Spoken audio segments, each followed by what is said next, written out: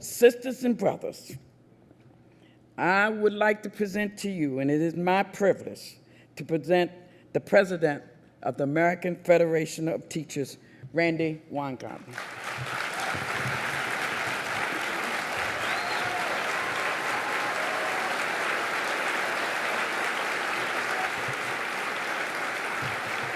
My friends, brothers, and sisters, welcome to the American Federation of Teachers Teach Conference,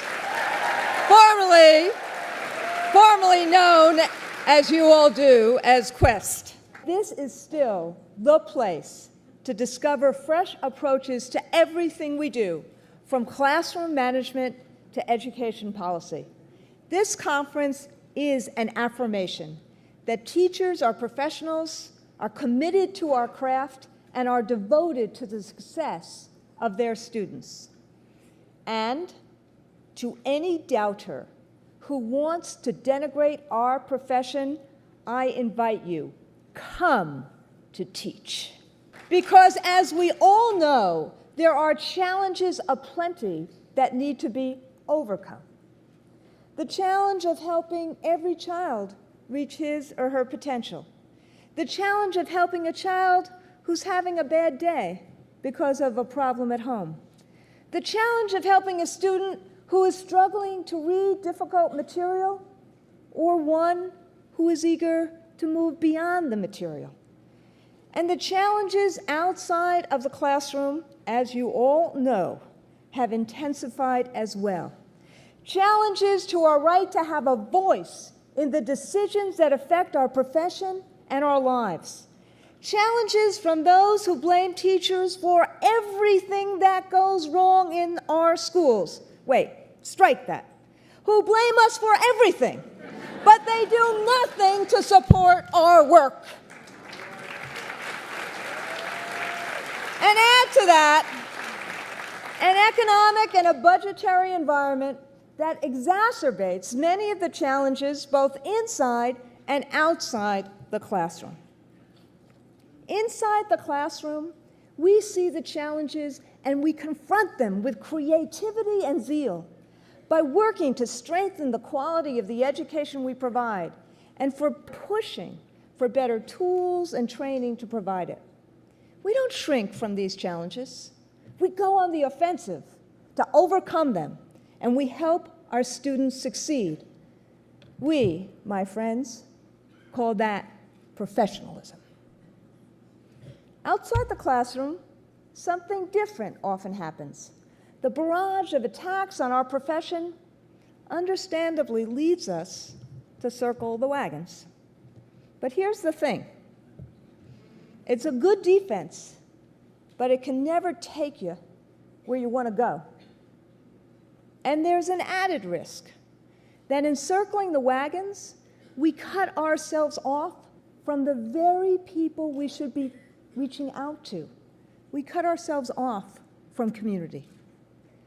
Because as strong as we are together, we are exponentially stronger when we truly connect with community, with parents, with faith-based organizations, with businesses and others. As the saying goes, it takes a village to raise a child, and it takes a community to educate all of our children.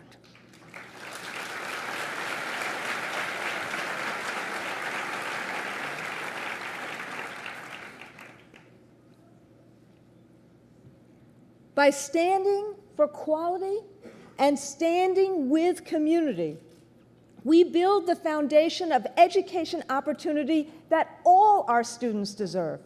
And so, on top of all the other challenges, I'm here to offer one of my own. Let's refuse to be defined by people who are happy to lecture us about the state of public education, but wouldn't last 10 minutes in a classroom. Let's instead harness our voice, our experience, and our expertise in the name of improving the quality of what we teach and how we prepare ourselves to teach. Let's strengthen and deepen the bonds of community. Let's embrace an agenda based on quality. That, my friends, is the only path forward for our kids, our country, and yes, our union. And we have the heart, the mind, and the muscle to blaze this path. Heart, mind, and muscle. 3 elements that allow us to pursue quality and forge bonds with community. 3 elements which we all possess and which are strengthened collectively through the AFT. So what do I mean by each? Our work is born in the heart. We do this work because we care deeply about children. In the words of Ralph Waldo Emerson, the greatest gift is a portion of thyself. That's who we are. That's what we do. What begins with the heart is given shape by the mind to make sure that we give our students the best knowledge, the most useful tools, and a clear trajectory for success. Mind is what allows our union to learn from experience and evidence, to develop a true quality agenda for providing all children with access to excellent education. The work of the mind is buttressed by muscle. The fight for what is right for children and for the profession we love. And we do so with the strength that comes from solidarity, by summoning the might to advance good ideas and fight bad ones, by reaching out to community and growing stronger through those bonds. So let me share, you've seen some of it on the video, but let me share some of the work we're doing to ensure that the goodness of our hearts, the soundness of our minds, and the strength of our muscle are brought to bear in engaging community and in enhancing the quality of our work. When I think about heart, I think about people like Mary Mitchell, a teacher in Fort Pierce, Florida. Mary has a student in her 2nd grade class whose mom is struggling to make ends meet. She buys lunch for this student every single day. Yes, we should clap for our own. And C.J. Johnson. C.J. handles security at North Dallas High School. Over the course of his time there, he's taken in 38 homeless students. He's been a father figure, provided basic necessities, required these kids to do their schoolwork and community service, and he's helped make sure they graduate.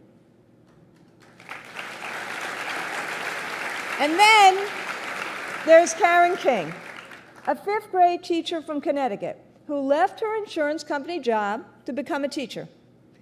Now, she's combining her passion for teaching and her passion for volunteering. For example, she established a pen pal program for Liberian refugees living in Ghana and engaged her students in the process. Karen is with us today and will be honored for this work tomorrow.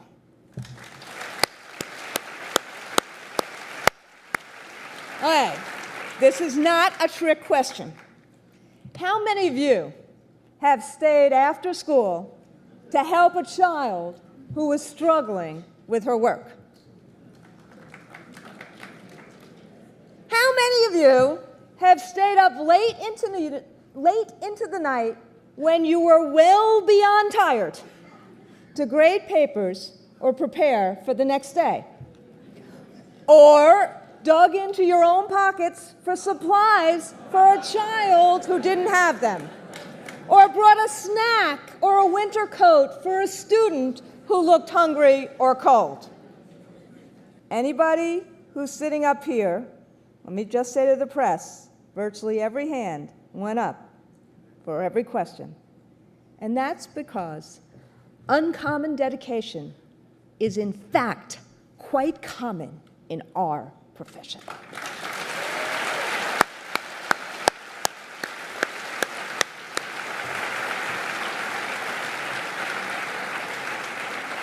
Beyond our own hearts, our schools are at the heart of community. Not just the bricks and mortar structures where communities come together to vote or meet or seek shelter when tragedy strikes. It's also the way that educators make a school a hub, bringing community members into schools and students out into the community. The bond, I don't really have to tell you this, between teacher and student forms the foundation for so many other bonds. Parent to teacher, teacher to school, school to community, and community back to school. The strength and primacy of all of these connections, that is the heart. The content underlying that connection, the understanding we bring to it, that's the mind. And while our quality agenda has some very specific proposals, everything we have proposed is guided by 4 fundamental principles. Evidence. Because evidence about what works and not ideology about what should work must always be our guide. That's number 1. Number 2, equity. Because all children deserve a great education.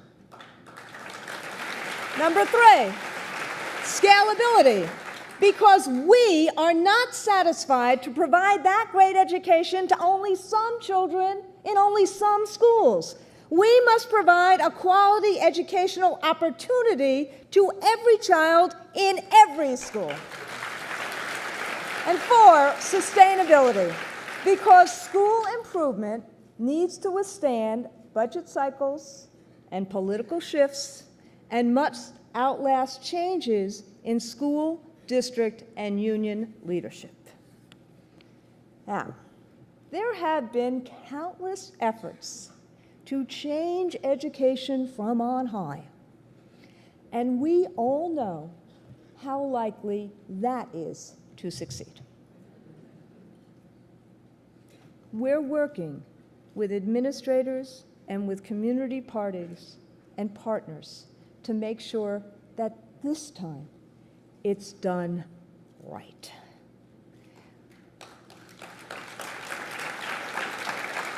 And we've taken, in the last 2 years, a whole lot of steps. We've taken major steps towards strengthening the teaching profession from within.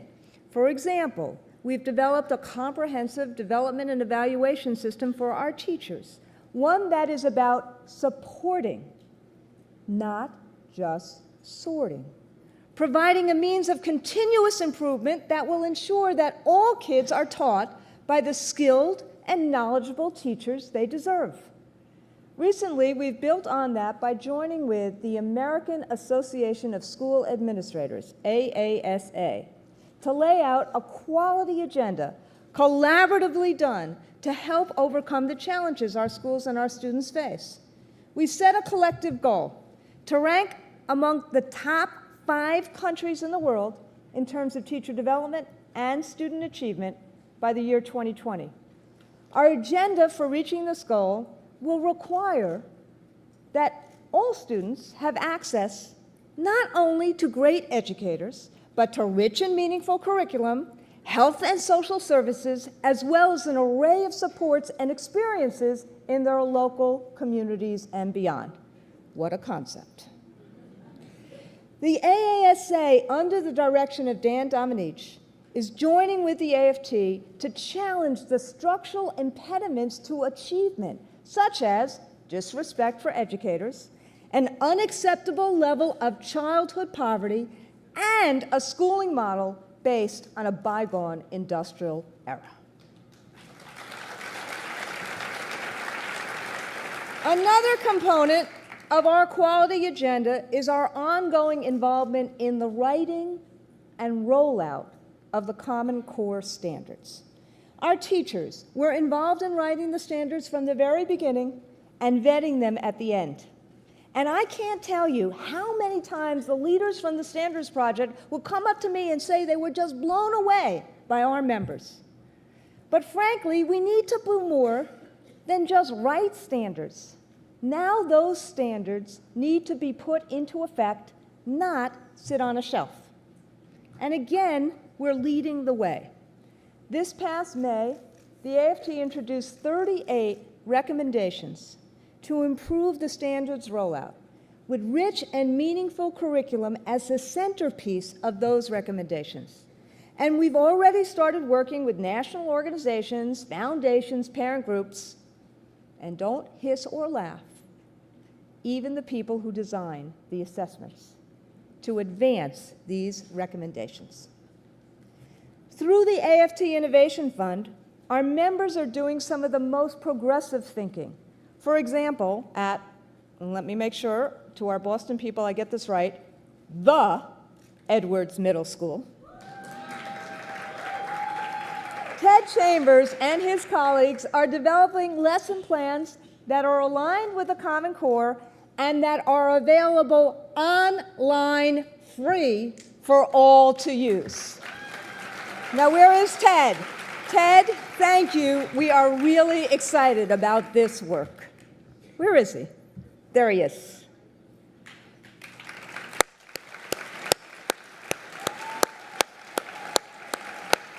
Look, we want to make sure that teachers have the resources, materials, and tools they need to meet and exceed the standards. And the main plenary session on Tuesday is devoted to this work.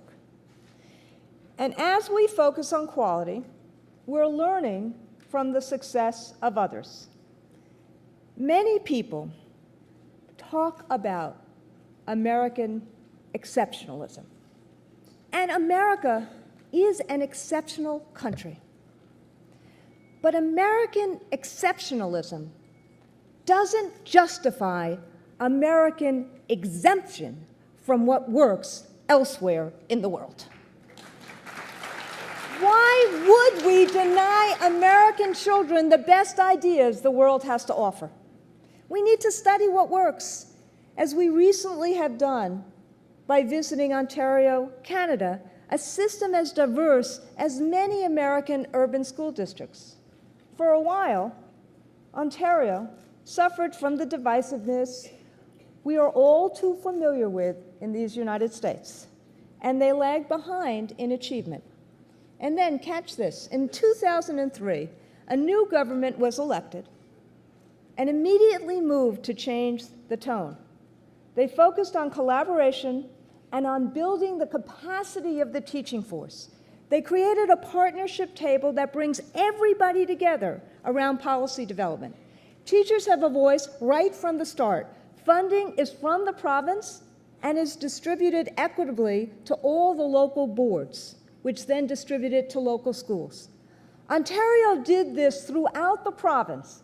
They created an effective system, not a handful of successful schools. They focused on educating all kids, not just some. And teacher unions are full partners. In fact, they're leaders in this work. So what's happened? In this short time, since 2003, Ontario has dramatically raised student achievement and greatly narrowed the achievement gap and is now 5th in the world in terms of achievement. Other countries that have summoned the political will also have seen dramatic nationwide turnarounds in a relatively short period of time. We heard many similar stories like this in March at an international summit in New York. What became immediately clear was that the top-performing countries all have a strong emphasis on teacher preparation, continuous development, mentoring, and collaboration. And, should I say it again? And teaching is a highly respected profession. Take Finland, which I visited last fall. Teacher training is demanding, rigorous, and extensive, with ample clinical experience. Finnish teachers are esteemed, compensated fairly, and their training is fully paid by the government. And, they're virtually 100% unionized, as teachers are in most of the top performing countries. I am delighted that a leading Finnish educator is with us today. I'm smiling at him right now. Pasi Solberg is, to use his term, a school improvement activist. Pasi has generously shared many of Finland's lessons about improving education with us over the years. Thank you, Pasi. Now, I know America isn't Finland. It doesn't take a breakfast of herring to realize that. But even though we're not them, we can learn from them. After all, they readily admit they learned from us, but they took the best ideas, they scaled them up, they supported them, and they sustained them. Now, I can't talk about the international comparisons without noting how some so-called reformers have distorted them. They use international comparisons to denigrate American schools, but they ignore their lessons. Worse, they pursue policies that are completely antithetical to the successful strategies used in these high-achieving countries. It just doesn't make sense. While other countries were setting a course, one that was supported by investment and political will, what was the United States doing? A series of stop-start experiments. Stop-start on curriculum. Stop-start on standards. Experimenting with vouchers, merit pay, tour of duty teaching. And the latest experiment, Race to the Top. And many have started denigrating public schools and public educators, putting ideology over effectiveness, and experimenting with regard or without regard to evidence. And that must stop. The problem with all of these experiments is that our children are not lab rats. This is not about navigating through a maze. It's about navigating through life. And we have to help our kids do that. And that's why the AFT has put forward this powerful quality agenda. And frankly, that's why you are all here, on your own time, and in many cases, your own dime, to learn about new ways to enhance quality in your own classrooms. But without muscle behind it, no agenda will ever lead to a new reality. And make no mistake about it, my friends, a new reality is what we're fighting for. One in which teaching really becomes a profession and leads to genuine advances in student learning. And by improving student learning, we are improving the prospects of our nation. A quality agenda unites educators and the broader community. The current discussion around education has been hijacked by a group of self-styled reformers who believe that public education in America should consist of islands of excellence staffed by people who are just passing by, instead of dynamic school systems staffed by professionals. Islands versus systems, passers through versus professionals. So let's really look at what these two different views mean in practice. Let me start with the first distinction. Islands versus systems. We have all seen, and many of us have been lucky enough to create and work in extraordinary schools. Schools that demonstrate what can be accomplished when students take advantage of great teaching, complete with resources, services, and supports they need. Some of these schools, charters included, achieve their success by cherry-picking students and soliciting outside funding.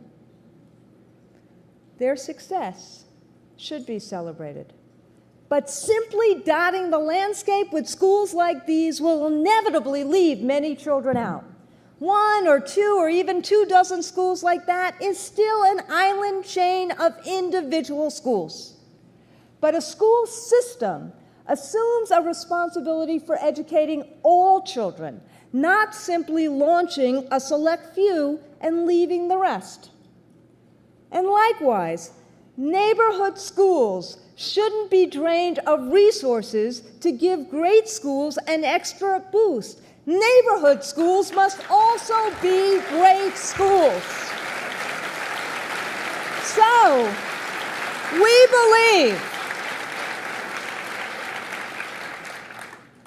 believe in strengthening school systems, not as systems where one size fits all, but as systems that work for all. And this gets to the second distinction between worldviews. In our opponent's view, teachers are an itinerant sweatshop workforce. In their view of the world, the goal is for teachers to parachute in for a couple of years, work to the point of burnout, and then go on elsewhere with their lives. Look, I'm not advocating for a bygone era when most people took a job and kept it for life. And we want to welcome to our ranks any young person who wants to teach. But tell me, how many of you are a better teacher now than you were your first day? Better your third year than your first? So beyond this representative sampling or sample that we just took, there's a whole lot of other evidence that backs this up. In a field where everyone quarrels about just about everything, no one quarrels with the finding that teachers gain effectiveness over their first 5 years of teaching. And the newest research goes even further, showing that teachers can improve over their careers. Like someone in the audience just said, every single day they improve. Bottom line, too many teachers leave before they get really good at their jobs. So unless we move teaching from a service project to a sustainable profession, it will exact a huge cost on our schools, our children's achievement, and the progress as a nation. And what's the price tag for all this churn? $7.3 billion a year. Because this drop-in, sink-or-swim model puts American schools in a constant and costly cycle of recruiting, hiring, inducting, and training. The high-performing countries I've visited are shocked at the turnover in America's public schools. They're shocked at this turnover. And why? Because it is shocking. 1/3 of new teachers leave teaching within the first 3 years, and nearly half leave our profession within 5 years of being hired. Is there any other profession you can say this about? Can you imagine if half of all physicians left the profession after 5 years? Airline pilots? Engineers? In many ways, the passers-through crowd want that churn.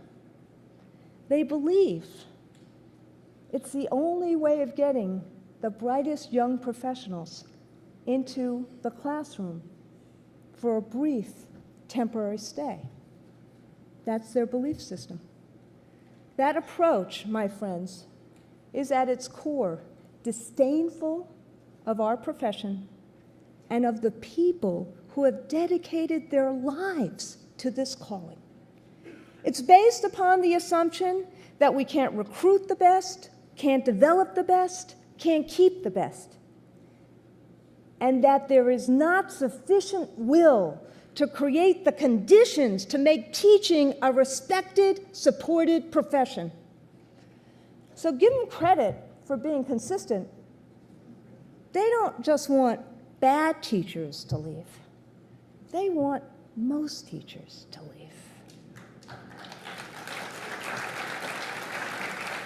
It is time to stop talking about the importance of teacher quality. It is time to start building a high-quality education system by cultivating high-quality educators, whether from excellent teacher colleges or even alternative routes, with ample clinical experience, focused induction, and ongoing professional support throughout a teacher's career in an environment that fosters respect. Yet, the itinerant model takes the United States in the exact opposite direction. Again, it costs a lot of dollars, and it's totally senseless. And speaking of budgets, the cuts to schools this past year have been devastating. And even with many of our own brothers and sisters making sacrifices, finding savings, digging deep into their own pockets to avert the layoffs of colleagues and to mitigate some of the harm to their students, these cuts still hurt.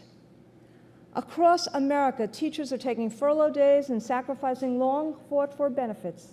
We've seen that in Toledo, New York, Detroit, Los Angeles, and I know all of you could add a whole lot more places to this list. This fall, we'll shine a spotlight on the effects of the budget cuts and the heroic efforts of our members to make a difference in children's lives every day despite these cuts.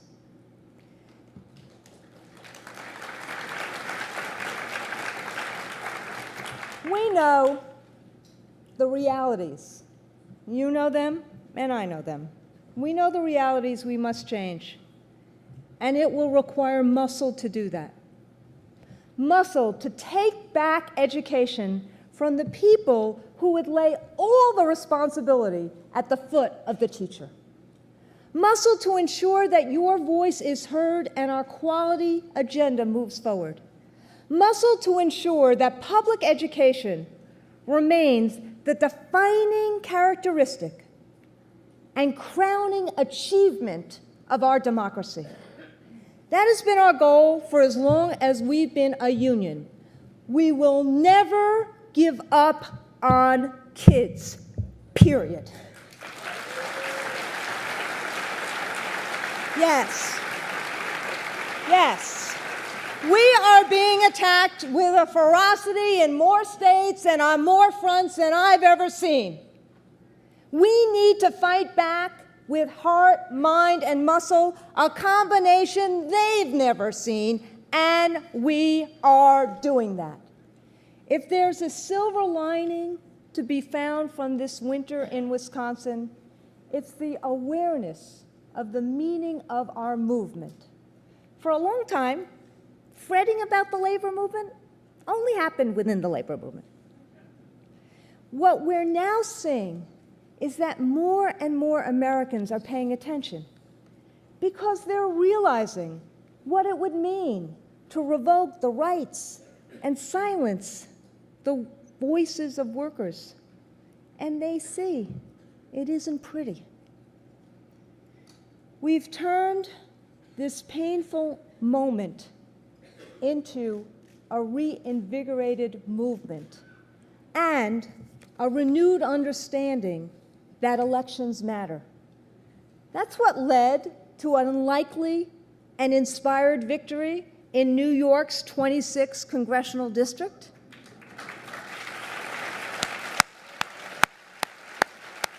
see the New Yorkers in front of me. It's led to the recall elections this summer in Wisconsin. Their very existence sends a powerful message that those who take away people's rights will be called to account. It's led 7,000 new brothers and sisters to join our ranks in Florida, and I hear some Floridians, and propelled us to gather nearly 1.3 million signatures to put a referendum on the ballot in Ohio to repeal that state's anti-worker, anti-democratic, anti-equality SB 5. And by the way, that's 5 times more than the number required. And it led to 7 union elections and 7 union election victories in Wisconsin. Those are all victories. But they are not an end in themselves, because even with new members and newly elected officials, if we simply say that the other guys are wrong, we lose. If we simply offer our ideas for change into a vacuum and don't advance them, we lose. And losses like these are not just our losses. They're losses that will be felt by our kids. So, brothers and sisters, it's time. It's time for us to propose and embrace quality, as we are doing with AFT's Agenda for Quality Public Education. It's time for us to link arms with community, engage with community, and show our commitment to make public education hand in hand with community the best it can be. After all, the heart is the strongest muscle of all. The heart to care, the mind to lead, the muscle to make a difference every day. That will be a worthy and noteworthy body of work. And when we use them in concert, we'll be able to improve the quality of teaching, the profession of teaching, the esteem in which teaching is held, and more important than any or all of these, the vitality of our communities, the lives of our children, and the life of our nation. Thank you very, very much.